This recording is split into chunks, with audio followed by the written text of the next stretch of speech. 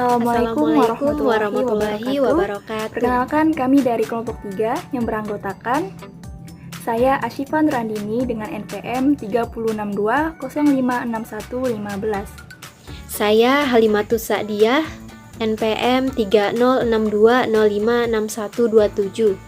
Atas nama Lia Mulyani dengan NPM 30620561111. Perkenalkan, nama saya Wilda, NPM 30620561118. Di sini kami akan membahas tentang standar isi dan kemampuan guru IPA, Mata kuliah pembelajaran IPA SD 1 dengan dosen pengampu yang terhormat Ibu Nana Citrawati Lestari MPD. Di mana di dalam standar isi kemampuan guru IPA terbagi menjadi 3 bagian, yaitu 1. Standar guru IPA, 2. Standar isi kurikulum IPA, 3. Konsep dan prinsip IPA. Pembahasan pertama yaitu standar guru IPA. Apa yang dimaksud dengan standar? Standar dapat dipahami sebagai apa yang orang harus tahu dan mampu lakukan untuk dianggap kompeten dalam domain tertentu. Standar dapat digunakan untuk menggambarkan dan mengkomunikasikan apa yang hendak dicapai. Standar juga dapat digunakan sebagai ukuran untuk pengambilan keputusan yang menunjukkan jarak antara kinerja aktual dan tingkat minimum kerja yang diperlukan. Kemudian, apa sih tujuan standar profesionalisme guru itu? Nah, jadi tujuan guru itu harus profesional, yaitu untuk meningkatkan kualitas mengajar dan melakukan pembelajaran yang efektif. Kemudian, National Board of Professional Teaching Standard atau NBPTS menyatakan bahwa standar profesional guru itu bertujuan untuk what teachers should know and be able to do. Nah, standar profesionalisme guru itu dengan demikian dapat digunakan untuk menggambarkan visi praktek mengajar berdasarkan konsensus nilai-nilai profesional dan keyakinan. Standar profesional guru berbeda dari setiap bangsa. Berikut adalah standar mengajar di beberapa negara.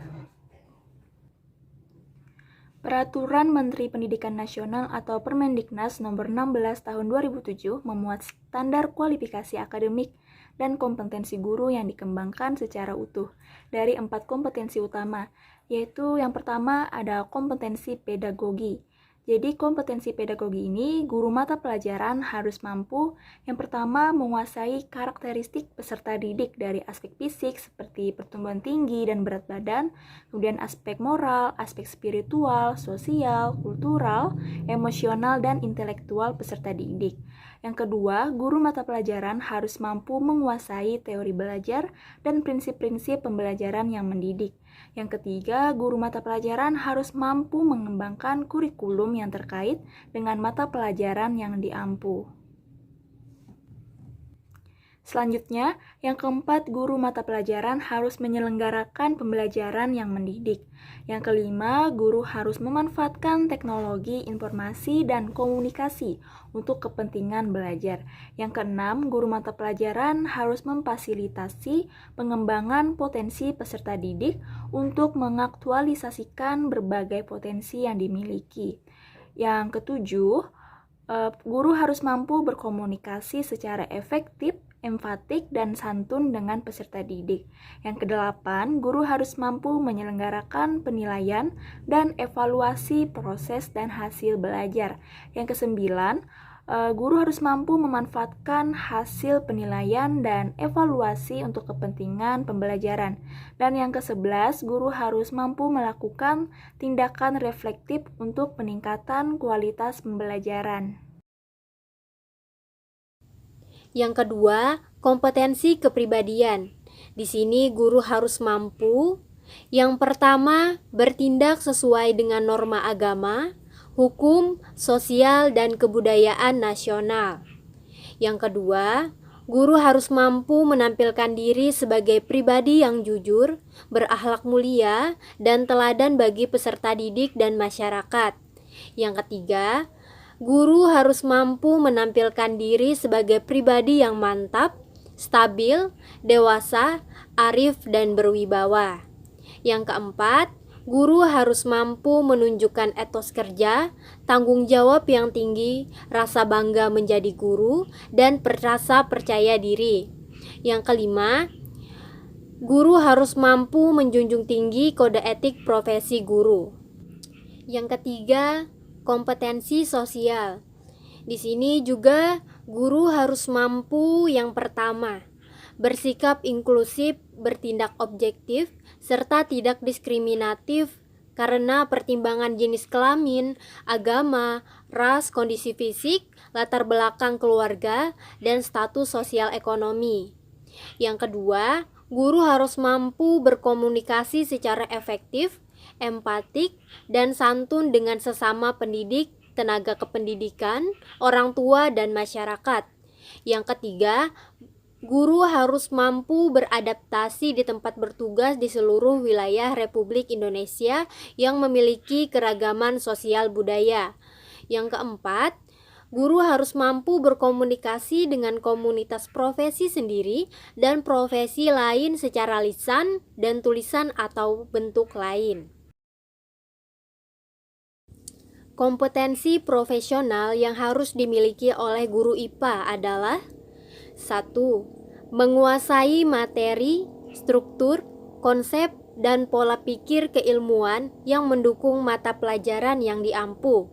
Terdiri atas: yang pertama, memahami konsep-konsep, hukum-hukum, dan teori-teori IPA penerapannya secara fleksibel.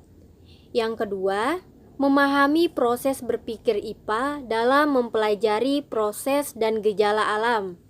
Yang ketiga, menggunakan bahasa simbolik dalam mendeskripsikan proses dan gejala alam. Yang keempat, memahami hubungan antar berbagai cabang IPA dan hubungan IPA dengan matematika dan teknologi. Yang kelima, bernalar secara kualitatif maupun kuantitatif tentang proses dan hukum alam sederhana.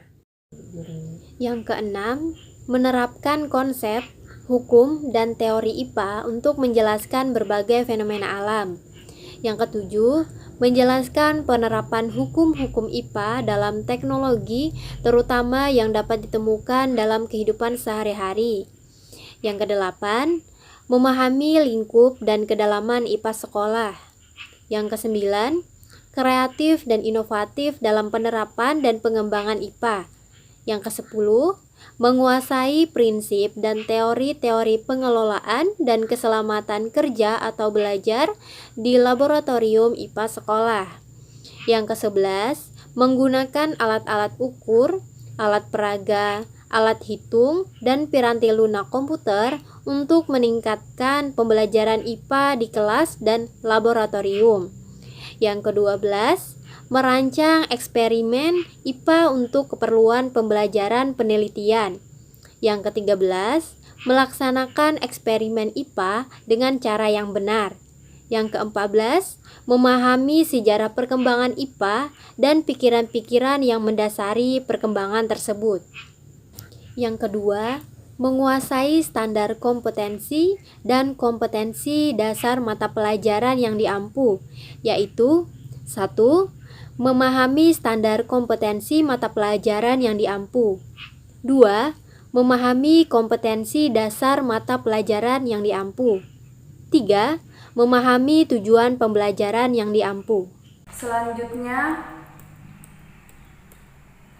kompetensi profesional yang harus dimiliki oleh guru IPA adalah: yang ketiga, mengembangkan materi pembelajaran yang diampu secara kreatif.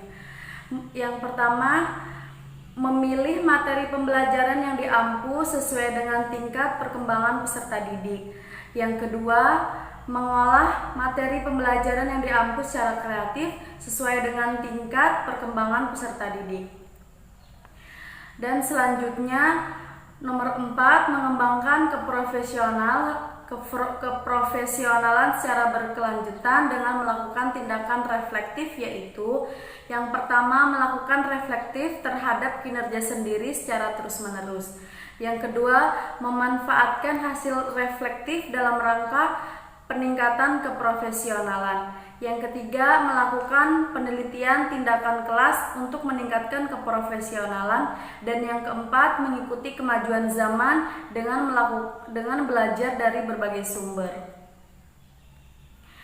Dan yang kelima, memanfaatkan teknologi informasi dan komunikasi untuk mengembangkan diri, yaitu yang pertama, memanfaatkan teknologi informasi dan komunikasi dalam berkomunikasi.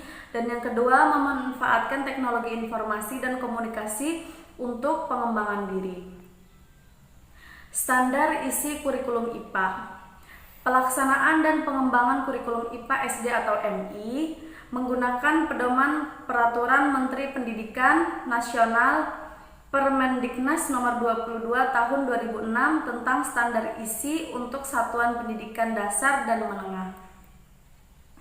Permendiknas Nomor 22 Tahun 2006 mengatur tentang 6 mata pelajaran, yaitu yang pertama pendidikan kewarganegaraan, yang kedua bahasa Indonesia, yang ketiga matematika, yang keempat ilmu pengetahuan alam, yang kelima ilmu pengetahuan sosial, dan yang keenam seni budaya dan keterampilan. Pada saat penerapan KTSP, standar kompetensi atau SK, dan kompetensi dasar atau KD, IPA di SD merupakan standar minimum yang secara nasional harus dicapai oleh peserta didik dan mencapai acuan dalam mengembangkan kurikulum di setiap satuan pendidikan untuk kurikulum 2013.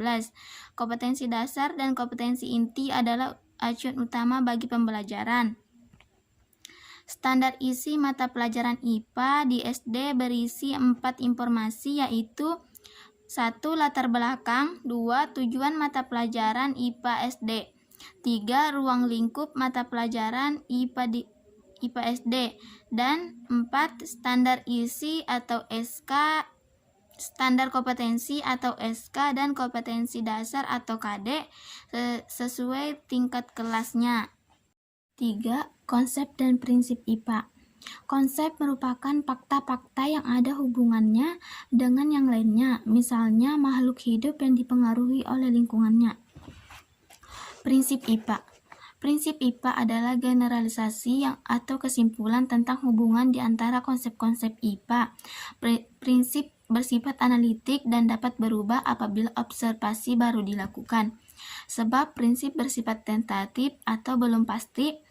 Misalnya, udara yang dipanaskan memuai adalah prinsip menghubungkan konsep udara panas pemuaian. Artinya, udara akan memuai jika udara tersebut dipanaskan. Kesimpulan. Dari pengertian-pengertian di atas, dapat kita simpulkan bahwa standar guru IPA dapat dipahami sebagai apa yang harus guru tahu dan mampu lakukan untuk dianggap sebagai guru yang kompeten yang bertujuan untuk meningkatkan kualitas mengajar dan melakukan pembelajaran yang efektif. Standar isi kurikulum IPA diberikan agar dapat dijadikan standar minimum yang harus dicapai oleh peserta didik. Dan konsep IPA memberikan fakta-fakta yang ada hubungannya dengan yang lainnya, serta prinsip IPA yang memberikan kesimpulan tentang hubungan di antara konsep-konsep IPA itu sendiri. Sekian dari kelompok kami. Apabila ada kesalahan dalam penyampaian materi, mohon dimaafkan. Terima kasih. Wassalamualaikum warahmatullahi wabarakatuh.